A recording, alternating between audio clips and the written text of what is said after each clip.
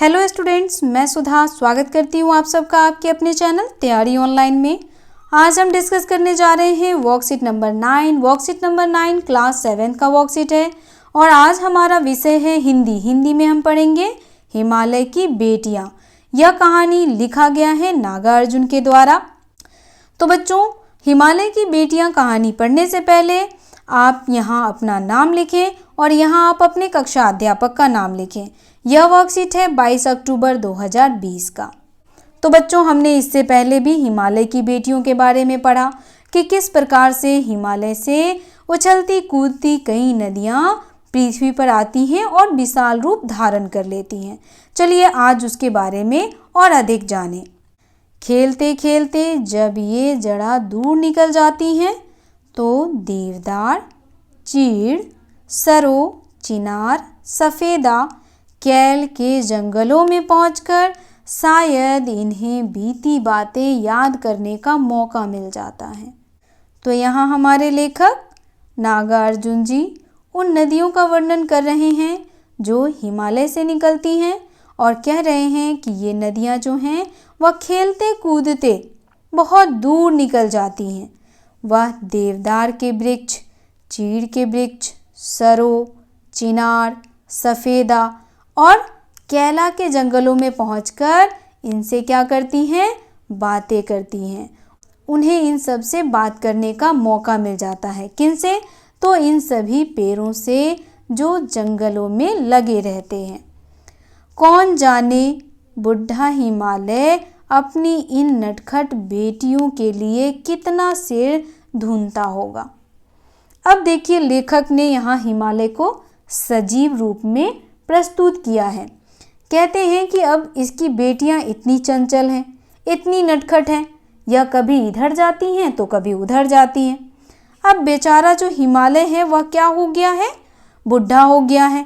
अब अपनी नटखट बेटियों के लिए वह क्या करता रहता है? अपना सिर धुनता रहता है, यानी वह परेशान होता रहता है। बड़ी बड़ी चोटियों से जाकर पूछिए तो उत्तर में विराट मौन के सिवाय उनके पास और रखा ही क्या है। अब अगर बूढ़ा हिमालय अपनी बेटियों की खोज कर रहा है और उसके बारे में वह किसी और पहाड़ से पूछ रहा है, उसके बारे में अगर वो किसी और से पूछ रहा है तो उसको इसका कोई जवाब नहीं मिलता। सिंधु और ब्रह्मपुत्र ये दो ऐसे नाम हैं जिनके सुनते ही रावी, सतलुज, व्यास, चिनाब, काबुल, कपीसा, गंगा, यमुना, सरयू, गंडक, कोसी आदि हिमालय की छोटी बड़ी सभी बेटियां आँखों के सामने नाचने लगती हैं। अब यहाँ देखिए, सिंधु और ब्रह्मपुत्र ये ऐसे दो नाम हैं जिनके सुनते ही बहुत सारी छोटी बड़ी नदियों का नाम जो है वह हमारे सामने आने लगता है, जिसमें रावी नदी, सतलुज नदी, व्यास नदी, चिनाब, काबुल, कपीसा, गंगा नदी, यमुना, सरयू नदी, गंडक, कोसी ये सभी छोटी बड़ी हिमालय की बेटियां भी हमारे आंखों के सामने आने लगती हैं।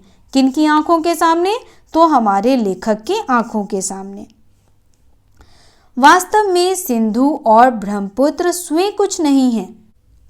दयालु हिमालय के पिघले हुए दिल की एक एक बूंद न जाने कब से इकट्ठा होकर इन दो महानदों के रूप में समुद्र की ओर प्रवाहित होती रही हैं। अब यहाँ लेखक कह रहे हैं कि सिंधु और ब्रह्मपुत्र जो नदी है वह स्वयं में कुछ भी नहीं है।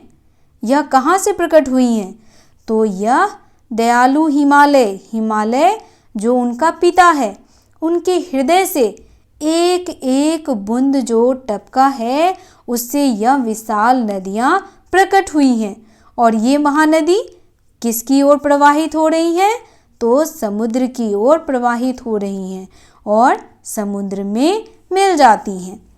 कितना सौभाग्यशाली है वह समुद्र जिसे पर्वतराज हिमालय की इन दो बेटियों का हाथ पकड़ने का श्रेय मिला। तो बच्चों यह जो प्रसंग है वह बहुत ही मर्मस्पर्शीय है। मर्मस्पर्शीय कहने का अर्थ है मन को छू लेने वाला। जिस प्रकार माता पिता अपनी बेटियों का क्या करते हैं, ब्याह कर देते हैं और उन्हें किसी और को सौंप देते हैं जो उसका देखभाल कर सके, ख्याल रख सके। तो उसी तरह यहाँ हमारे लेखक कहते हैं कि जो समुद्र है वह बहुत ही सौभाग्यशाली है, जिसे पर्वतराज हिमालय ने अपनी 2 पुत्रियों को सौंपा है। किन 2 पुत्रियों को सौंपा है बच्चों? सिंधु और ब्रह्मपुत्रा को। तो ये है आज की हमारी कहानी हिमालय की बेटियां। आपको कैसा लगा कमेंट में बताइए। चलिए अब हम गद्यांश में पूछे गए प्रश्नों को देखते हैं। पहला प्रश्न है हमारा, खेलते खेलते यह नदियाँ किन पेड़ों के जंगल में पहुँच जाती हैं? तो बच्चों खेलते खेलते यह नदियाँ देवदार, चीर, सरो, चिनार, सफ़ेदा, केला के जंगलों में पहुँच जाती हैं। तो इस तरीके से आपको इसका उत्तर लिखना है बच्चों। अब दूसरा प्रश्न देखिए। दूसरा प्रश्न हमारा है, सिंधु और ब्रह्मपुत्र के अलावा और किन किन नदियों के नाम बताए गए हैं? तो बच्चों सिंधु और ब्रह्मपुत्र के अलावा किन किन नदियों के नाम बताए गए हैं? तो यहाँ देखिए, सिंधु और ब्रह्मपुत्र के अलावा रावी, सतलुज, ब्यास, चिनाब, काबुल, कपीसा, गंगा, यमुना, सरयू, गंडक, कोसी आदि सभी छोटी बड़ी नदियों के नाम बताए गए हैं। तो इसका उत्तर आप इस प्रकार लिखेंगे, सिंधु और ब्रह्मपुत्र के अलावा रावी, सतलुज, ब्यास, चिनाब, काबुल, कपीसा, गंगा, यमुना, सरयू, गंडक, कोसी आदि छोटी बड़ी नदियों के नाम बताए गए हैं। तीसरा प्रश्न है हमारा, सिंधु और ब्रह्मपुत्र की क्या विशेषताएं बताई गई हैं? तो बच्चों इनकी क्या विशेषताएं बताई गई हैं? तो चलिए इसका उत्तर हम गद्यांश में देखते हैं। इसका उत्तर देखिए यहाँ दिया हुआ है, सिंधु और ब्रह्मपुत्र ये 2 ऐसे नाम हैं जिनके सुनते ही रावी, सतलुज, ब्यास, चिनाब, काबुल, कपीसा, गंगा, यमुना, सरयू, गंडक, कोसी आदि हिमालय की छोटी बड़ी सभी बेटियां आँखों के सामने नाचने लगती है। तो यह हो जाएगा प्रश्न संख्या 3 का उत्तर। आप यहाँ से इसका उत्तर लिख सकते हैं। प्रश्न संख्या 4 है हमारा, नदियों से होने वाले लाभों के बारे में सोचकर इस विषय पर एक निबंध लिखिए। तो बच्चों नदियों से हमें बहुत सारे लाभ मिलते हैं। नदियों का जल हम पीने में इस्तेमाल करते हैं। चलिए हम इस पर एक निबंध देख लेते हैं। तो यहाँ देखिए बच्चों, यह है हमारी नदी जो हमें पीने का स्वच्छ जल देती है। यह हमारे लिए जीवन धारा है। चलिए अब हम इस जीवन धारा के बारे में और जानकारी हासिल कर लेते हैं। देश कोई भी हो, परंतु किसी भी सभ्यता के पनपने के लिए नदी का होना आवश्यक है। एक नदी मनुष्य के जीवन को सुखमय बनाने में महत्वपूर्ण भूमिका निभाती है। नदियों के कारण मनुष्य को उपजाऊ भूमि प्राप्त होता है, जिससे मनुष्य जाति फलती फूलती है। मनुष्य के दैनिक जीवन में पानी का महत्वपूर्ण स्थान है। उसे पीने से नहाने तक में पानी की आवश्यकता होती है। पानी के कारण ही वह जीवित है। यह मनुष्य के लिए ही नहीं बल्कि जीव जंतु पेड़ पौधे के लिए भी आवश्यक तत्व है। इसकी आपूर्ति नदियों से ही होती है। भारत में तो नदियों के इसी गुण के कारण इसे माता की संज्ञा दी गई है। जैसे बच्चों हम कहते हैं ना, गंगा मैया, यमुना मैया, यमुना माता, तो इस तरीके से भारत में नदियों को माता का संज्ञा दिया गया है। माता जिस तरह से बच्चे का लालन पालन करती है, नदी भी वैसे ही मनुष्य का लालन पालन करती है।